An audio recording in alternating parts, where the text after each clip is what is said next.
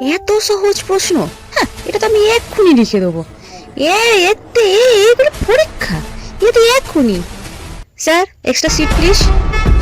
বুঝছিস তো, আমিই তো। হ্যাঁ, কেউ দেখছে না তো? না। তাহলে এবার আমি আমার বাড়ি করি। ইয়েস! শীত, গ্রীষ্ম, বর্ষা, চোতাই আমার ভরসা। প্রেমে চিটিং করার থেকে পরীক্ষায় চিটিং করা অনেক ভালো। জয় মা তারা, এবারে পরীক্ষাটা তুমি একটু দেখে নিও। জয় মা, জয় মা, জয় মা, জয় মা।